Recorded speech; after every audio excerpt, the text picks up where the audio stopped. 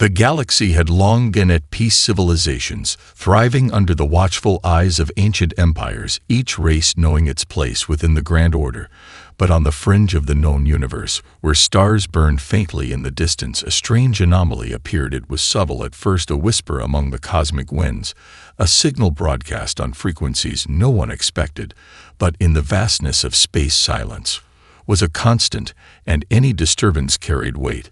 The signal grew stronger over the days, its origin traced back to a small planet in the uncharted system, a planet that had been ignored for centuries, thought to be little more than a primitive world, untouched by the advancements of galactic society.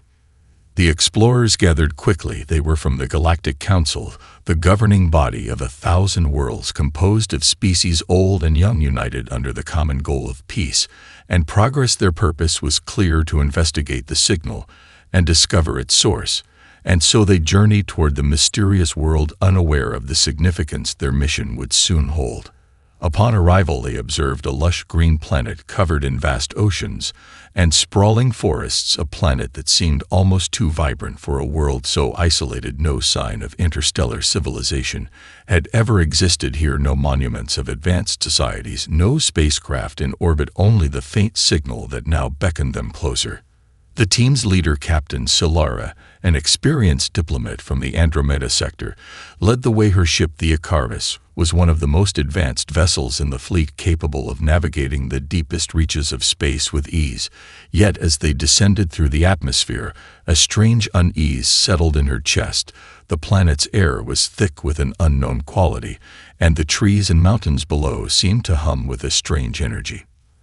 They landed in a clearing near a small village and waited in silence for the inhabitants to approach, but there was no movement from the trees, no sign of life for what seemed like hours. The explorers remained on edge. Something was wrong, but they could not place it. Finally, a figure emerged from the forest, a human figure dressed in simple clothing. The humanoid was small compared to the towering species that made up the council, yet there was an air of quiet strength around them. As they approached the ship, the crew observed closely.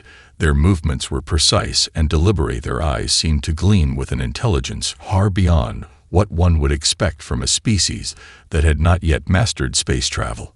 The human spoke softly in a language that none of the explorers had heard before, and yet they understood it as though the words themselves were familiar.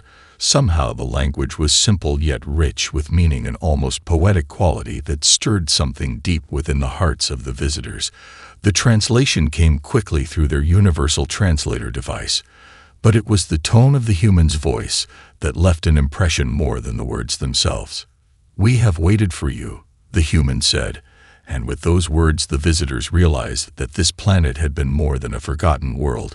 It had been a waiting place for something far greater than anyone had anticipated. They had found more than just a signal. They had found a mystery hidden in plain sight, a species that had been waiting for their moment in the stars, and now that moment had arrived.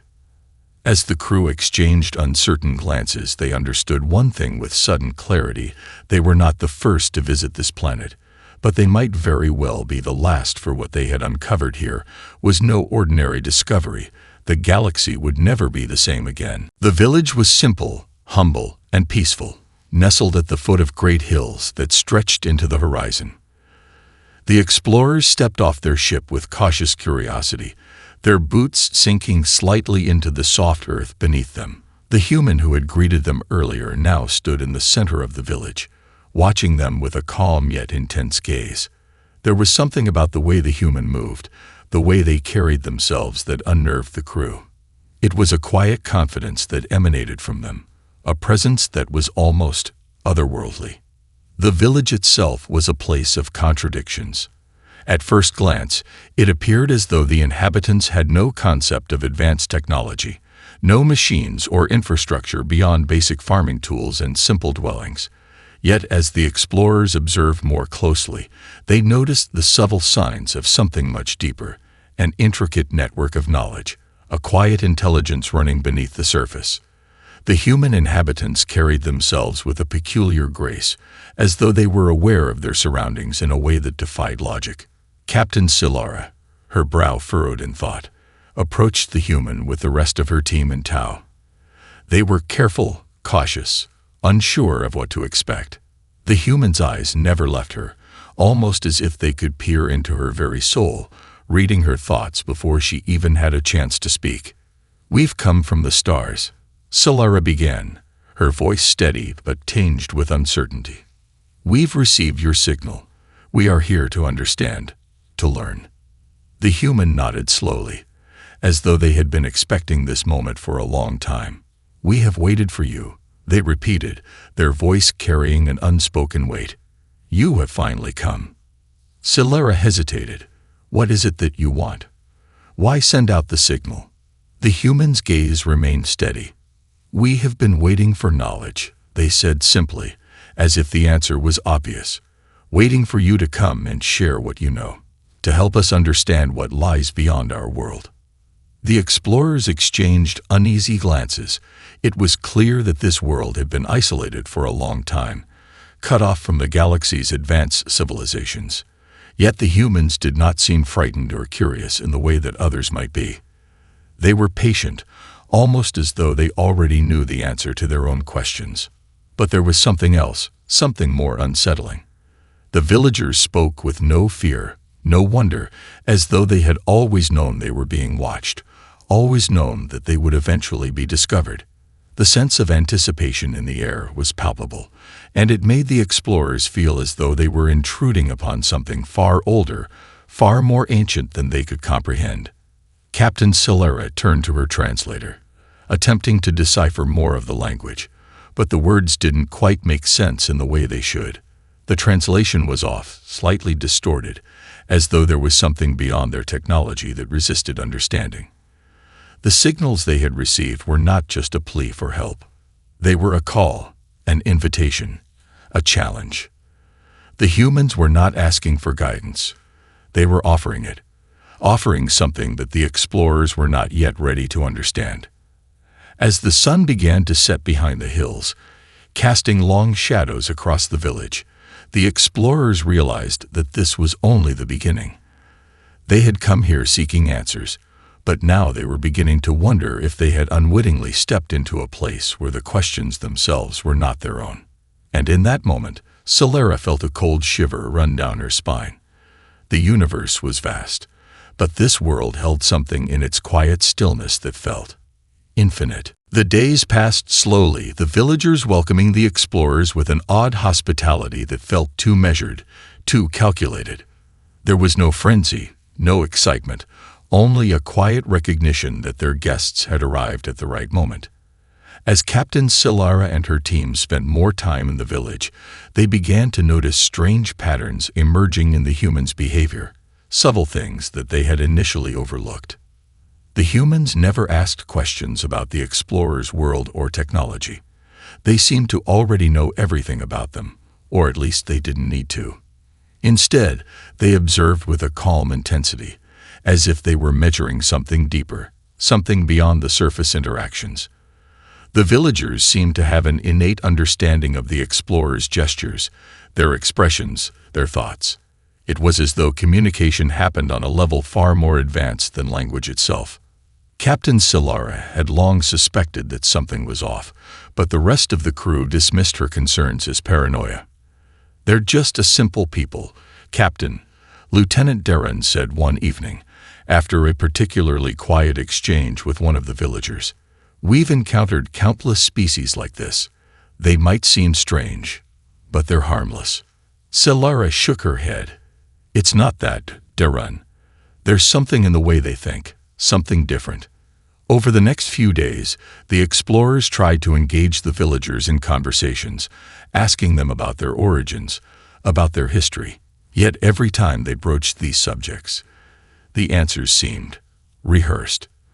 The villagers spoke in patterns, almost as if they were repeating something they had been told, not something they truly understood. And when they spoke of their past, there were gaps, long stretches of time missing, as though entire eras had been erased from their collective memory. But it wasn't just their history that troubled Solara. It was the way the villagers responded to problems, to challenges. The humans were gifted problem solvers, far beyond what Solara had seen from any other species she had encountered. When one of the explorers' equipment malfunctioned, a human stepped forward, offered no more than a glance at the device, and with a few precise adjustments, restored it to working condition. There was no hesitation, no confusion. The solution was instantaneous. One night, unable to sleep, Solara walked out into the village square, her thoughts racing. The soft rustling of the trees, the distant hum of the stars, everything seemed so peaceful, so still. And yet, in the quiet, she could feel it, a presence. The humans weren't just brilliant problem solvers. They were thinking on a level that no one had ever witnessed before. It was as if their minds operated in parallel with the galaxy itself. They understood patterns, connections, the ebb and flow of energy in ways that defied all logic.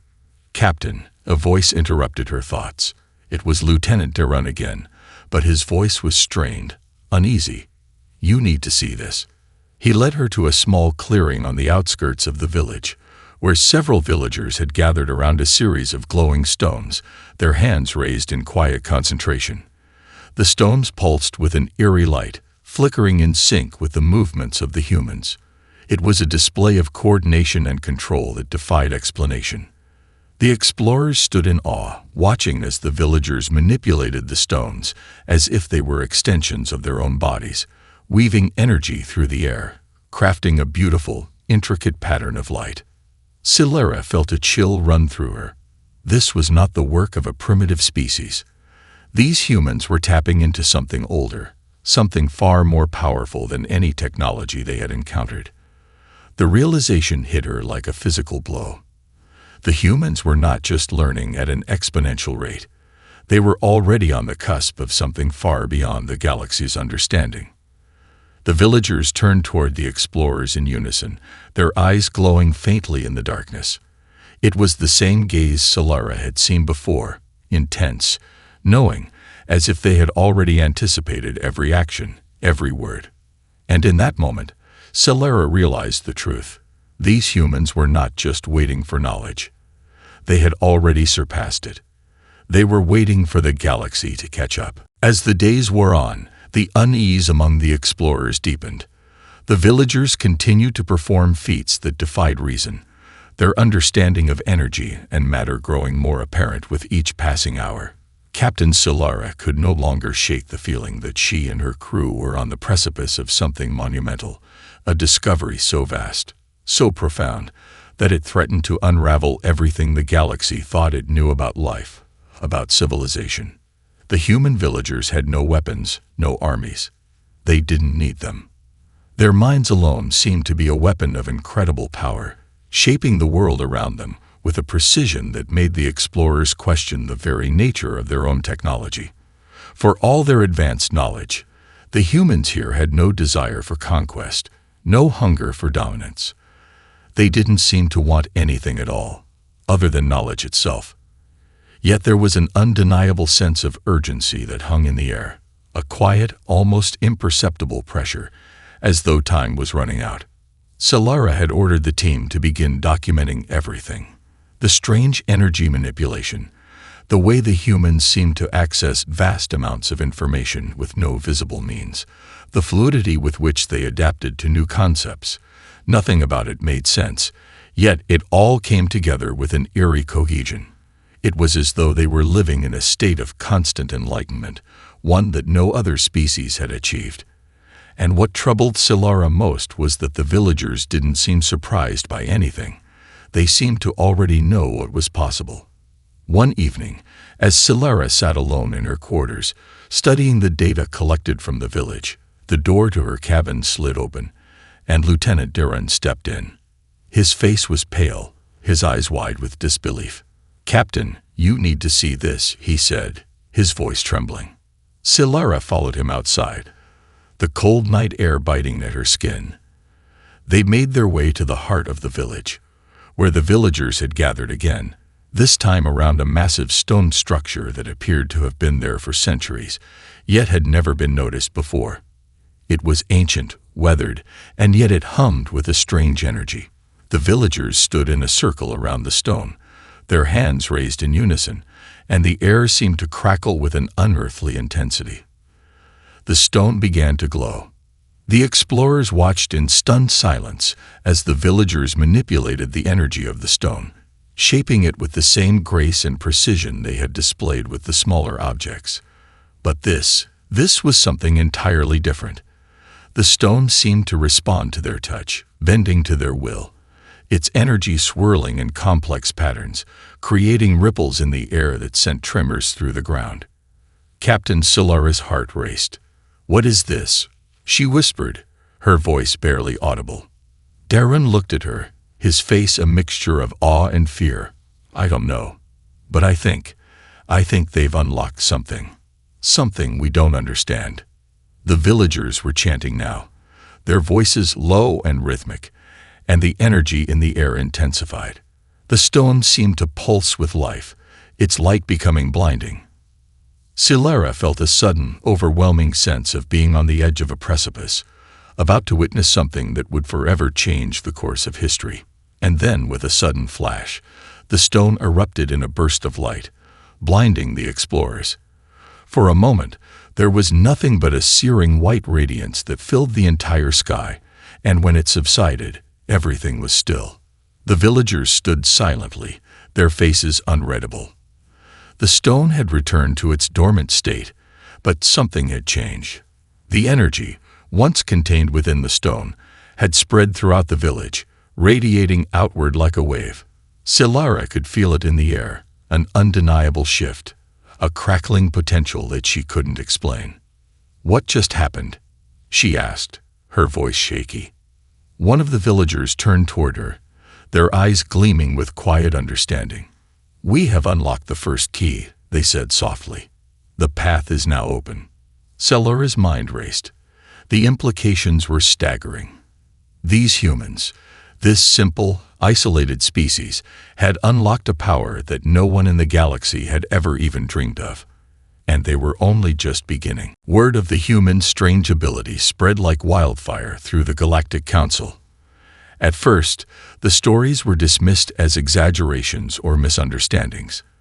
But as more reports came in, more evidence of their impossible feats, the galaxy's leaders could no longer ignore the growing sense of unease. The Council convened an emergency session, its chambers crowded with the representatives of the galaxy's most powerful species. All eyes were on Captain Solara as she stepped forward, her expression grave. "Captain, you have seen what we all fear," began Soren, the elder of the Tsilanar, a species known for their immense intelligence and technological mastery. His voice was cold, calculating. "The humans are no longer a simple species. They are becoming something else." Solara nodded, her gaze sweeping across the faces of the council. "They are changing faster than we anticipated. Their minds, their abilities, they are advancing at an unimaginable rate. I've seen it with my own eyes. And what I saw, it's beyond anything we've encountered in any species." The room fell silent. The council knew that there were few things that could shake the foundations of the galaxy's oldest civilizations, but the idea of a species with untapped potential, one that could outpace them all, struck at their core. "We cannot allow them to continue," said Yelkor, the representative from the Serenus, a race known for their military prowess. "Their potential is too great, too dangerous. If they unlock what they're capable of, they could challenge our entire existence." "We cannot destroy them," countered Solara, her voice firm. "This isn't about survival. This is about something else, something we don't yet understand. We have to learn from them, not destroy them." "But what if they do not want to share their knowledge with us?" asked Trill, the young delegate from the peaceful Hetan species. "What if their rise is to be their own, and no one else's?" The council was torn.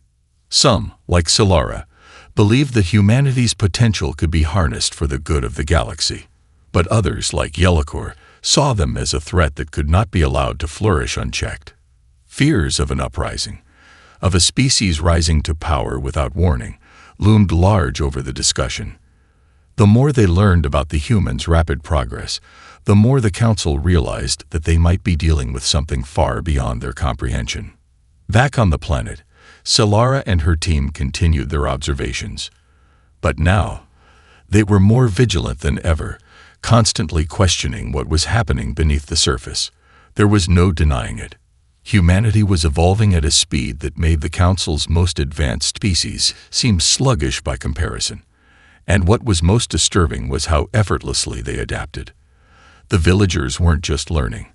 They were anticipating the future. The humans no longer seemed to need the explorers.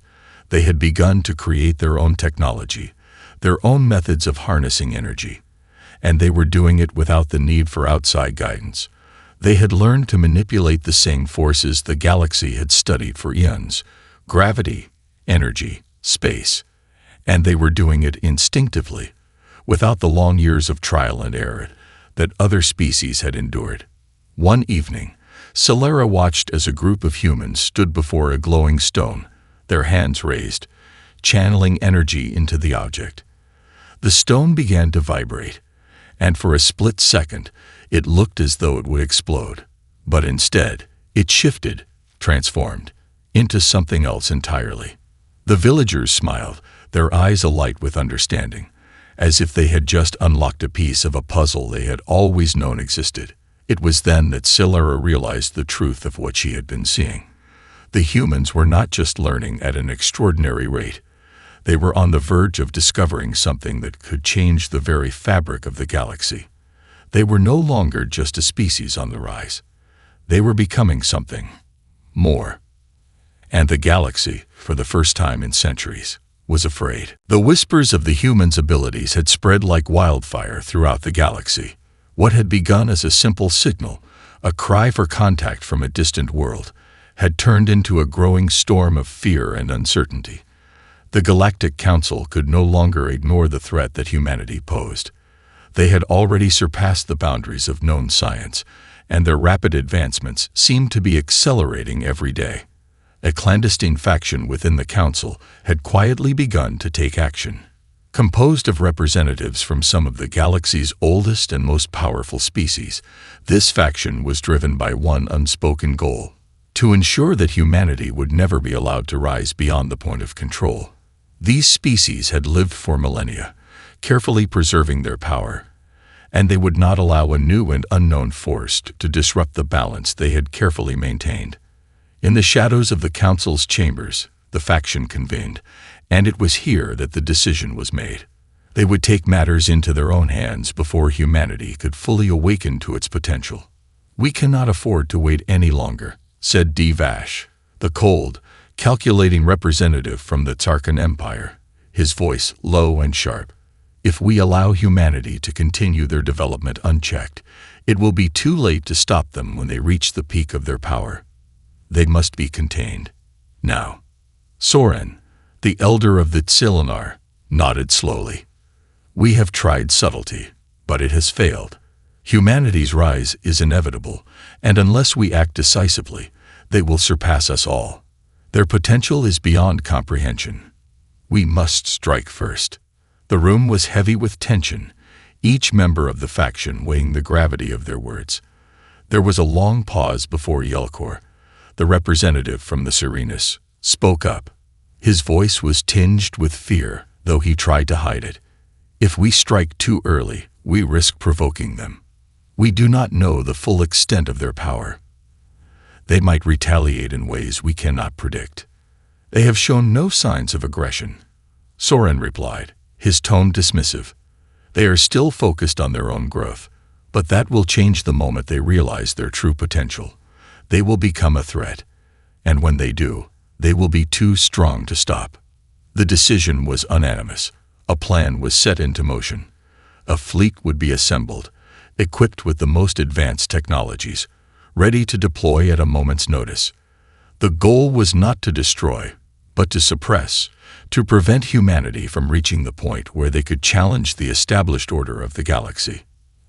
As the faction disbanded, Captain Celera remained in her quarters aboard the Icarus, her mind racing. She had been part of these discussions. She had seen the fear in the eyes of the council members, felt the weight of their decision, but something deep within her stirred in protest. She had spent months with the humans. She had seen their brilliance, their capacity for creation, their quest for knowledge. But she had also seen something else, a peaceful resolve, a desire for understanding, not conflict. Celara paced the room, the lights of distant stars casting long shadows across the walls. She couldn't shake the feeling that the Council had it all wrong. The humans weren't the threat. It was their potential, their brilliance, that made the galaxy tremble. And yet there was another truth. If humanity ever discovered its true power, they would not be content to remain in the shadows. They would rise, and they would change the galaxy. But the question was, would they rise as conquerors or as creators? Celara felt the weight of the decision on her shoulders. The Council's actions could set the galaxy on a path of irreparable destruction. And if humanity ever realized just how much power they truly possessed, it might already be too late to stop them. The call to action had been made, but Celara was left wondering if anyone truly understood the consequences of what was about to unfold. The plan was set. The fleet was assembling. As Captain Celara watched the preparations unfold, she couldn't shake the feeling that everything was spiraling toward a point of no return. The decision to suppress humanity's rise had been made by the Council, but Celara knew, deep down, that a confrontation, an outright war, was not the answer. She had seen the humans up close, witnessed their growth, their potential, and most importantly, their desire for something greater than domination. They sought understanding, connection, not conquest. She had to act quickly. The quiet fear that had settled into the hearts of the galaxy's most powerful species was understandable, but it was misguided. Humanity, she believed, was not a threat. It was the galaxy's next step in evolution. The real danger lay not in their potential, but in the fear that clouded the minds of those who had controlled the galaxy for centuries. It wasn't just the Council that needed convincing. It was the galaxy at large. She had to make a choice: protect humanity from the Council's attack or risk losing the galaxy's trust, forever marked as a traitor. Either path would lead to consequences, but in her heart, she knew there was no turning back from what she was about to do. That night, Celara gathered her closest officers in the war room aboard the Icarus. The lights were dim, the air thick with tension. "We've received confirmation," Darren said, his voice low. "The fleet will be mobilizing within the next 48 hours. They'll be ready to strike by the time we make our move." "I know," Celara replied quietly. "And if we don't act now, the humans won't stand a chance. The Council will destroy them, or worse, force them into hiding. We cannot let that happen." Lieutenant Gala, the communications officer, leaned forward. "Captain, I understand your concerns, but have you considered the repercussions? If we intervene, we risk being branded as traitors, and we'll have the full might of the Council against us." "I've considered it," Celara said, her gaze hardening. "And I'm willing to take that risk. We can't let fear drive us into making a mistake that will cost lives. I've seen what the humans can do. They are capable of greatness, not destruction." A long silence filled the room as the officers exchanged wary glances. Finally, Darren spoke again, his voice a mixture of support and uncertainty. "What do you need from us, Captain?" "I need you to trust me," Celara replied. "I've already sent a message to the humans. They are aware of the Council's intentions. We need to buy them time. Time to prepare, to hide, to protect themselves. I'll do everything I can to delay the fleet's advance, but we won't be able to hold them off for long. They'll strike without hesitation, and when they do, the humans will be completely unprepared." Jala hesitated. "And if the humans decide to fight back, what then?" Celara met her gaze, her expression hard. "Then we face the consequences together. But they won't fight unless they are provoked. If we can give them the knowledge they need to protect themselves without causing conflict, maybe there's still a chance." The room fell silent once more, the weight of the decision settling on everyone's shoulders. Celara could feel the eyes of her officers on her, their trust in her wavering, but she also saw something else, a glimmer of understanding. They, too, had come to believe that humanity was more than just a threat to be wiped out. She stood up, her voice steady. We're going to make sure the humans have the chance to decide for themselves what their future will be. I won't let the council decide their fate." Without another word, the officers nodded, their resolve hardening. There was no going back. The galaxy had already set the stage for war, but Celera knew that in the face of such a tremendous conflict, the true battle would be for the future of humanity, and for the future of the galaxy itself. As the crew dispersed to prepare, Celera stared out at the stars, her mind filled with uncertainty. The road ahead was uncertain, but one thing was clear. Humanity was no longer the galaxy's best-kept secret, and soon, everyone would know what they had the power to become. The night before the Council's fleet was set to launch, Celera stood alone on the observation deck of the Icarus, staring out into the vastness of space. The stars twinkled coldly, distant, and indifferent, as if the universe itself were unaware of the storm brewing on the edge of it. Tomorrow, the battle would begin, a battle that would determine not only the fate of the humans, but the very future of the galaxy. Celera had sent the message. The humans had received it. They were preparing, waiting for the signal to act, but what would they do once they had the chance? Humanity was on the verge of something unimaginable, and while they had the power to fight back, the question remained, would they? Would they choose war, or would they take the high road and seek the peace they had long desired? She couldn't help but wonder whether she had made the right choice. In her heart, she knew the humans weren't ready to face the full weight of the galaxy's fear. They had barely begun to tap into their true potential, and already the galaxy was closing in on them. Would they rise to the challenge, or would they retreat into obscurity, hiding from a universe that saw them as nothing more than a threat? "Captain," Darren's voice broke through her thoughts, and she turned to find him standing at the doorway, his face etched with concern. "We've received an update. The fleet is moving. We don't have much time." Celera nodded, taking a deep breath. "Prepare the crew. We need to buy the humans as much time as possible. Set course for the rendezvous point. We're going to delay the fleet's advance as long as we can." Darren hesitated.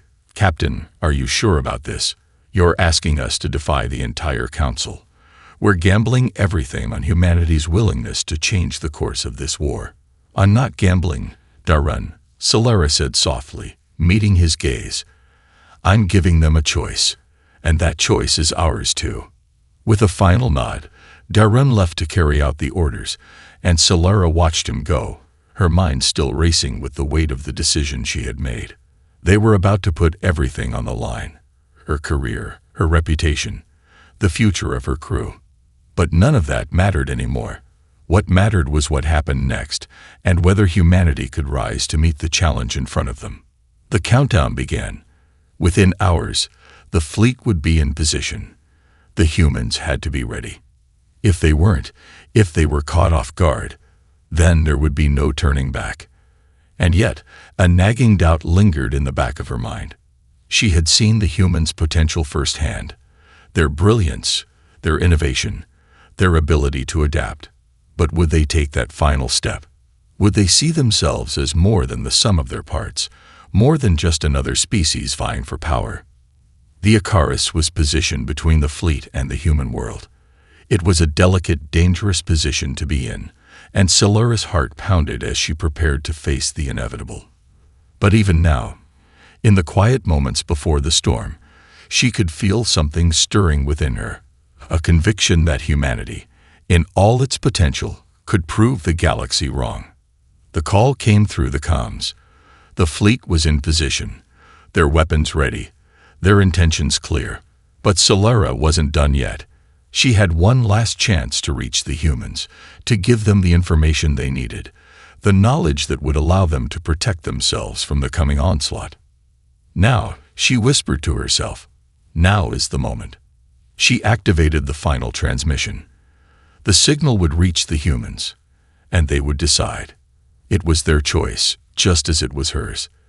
Would they rise to the occasion, or would they retreat in fear? As the signal pulsed out into the dark expanse of space, Celera knew that nothing would ever be the same again. Whatever happened next, the galaxy would never forget the moment humanity's fate was placed in their hands.